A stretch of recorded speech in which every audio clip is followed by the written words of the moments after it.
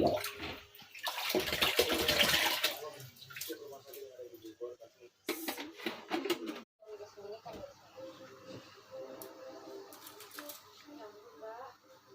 banget curiga sama saya. Lagi pula mana berani sih bawa sama orang sudah babai ranti.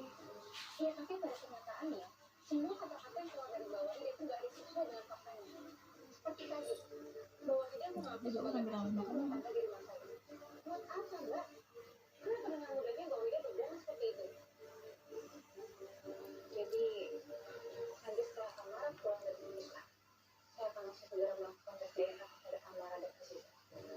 Kami juga akan melakukan pemeriksaan agar semuanya jelas mana yang benar. Jadi maksudnya Mbak tuh nggak percaya kalau Aziza itu adalah anak Mbak sendiri. Terus terang hati saya juga ada keraguan yang saya rasakan kepada dia, tapi saya rasa itu nggak pantas. Makanya tes DNA itu menjadi sangat penting dan harus segera dilakukan. Ya udah deh Mbak, kalau Mbak udah nggak percaya lagi sama saya, lagian kan Mbak nggak mau dapat pakai tes DNA.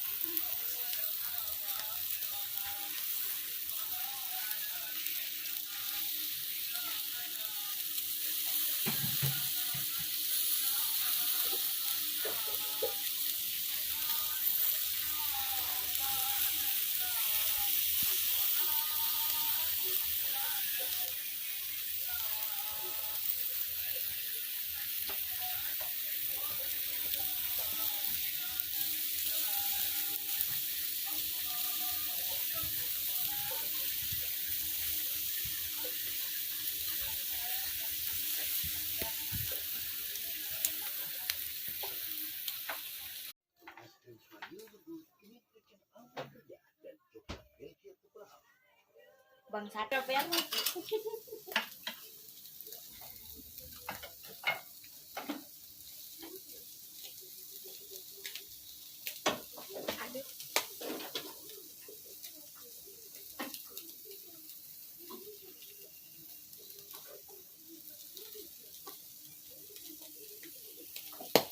Oh balik. Apa di